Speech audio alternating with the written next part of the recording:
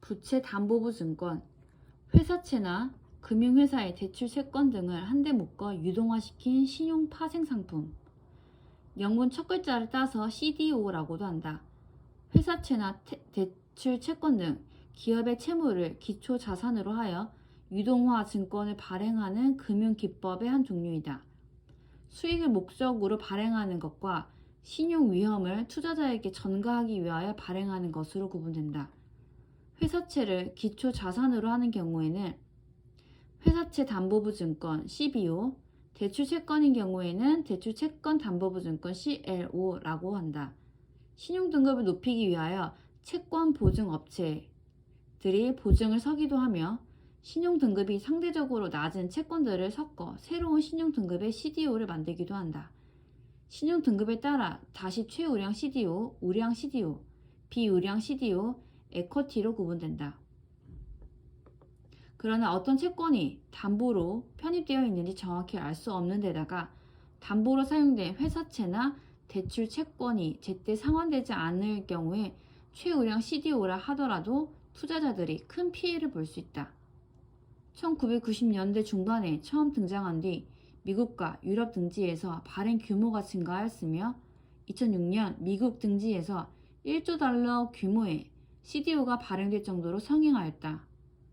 미국의 모기지 전문 대출 기관들은 부동산 화랑을 틈타 대출 자금을 조달하기 위하여 모기지 채권이나 모기지 담보부 증권 MBS를 대량으로 발행하였고 투자은행들이 이를 사들여 합성한 뒤 발행한 채권이 바로 CDO였다.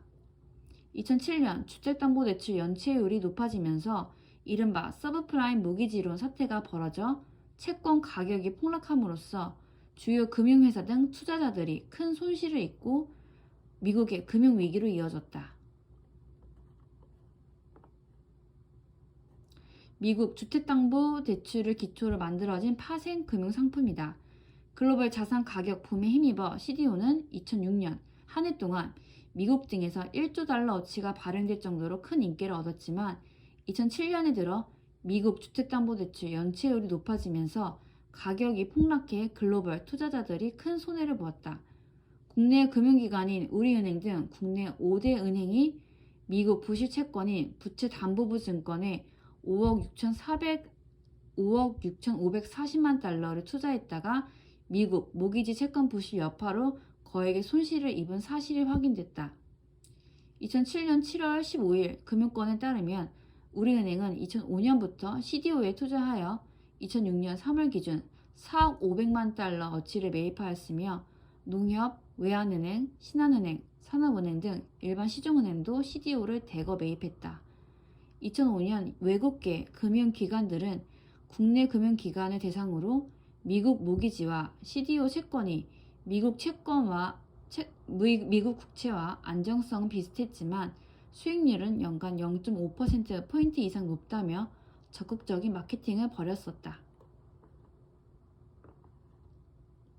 채권, 대출, 부동산 등을 담보로 발행하는 구조화 채권으로 ABS와 유사하나 기초자산이 불변인 ABS와 달리 기초자산의 운용을 담당하는 운용사가 존재하고 구조가 ABS보다 복잡하며 만기가 비교적 장기이다.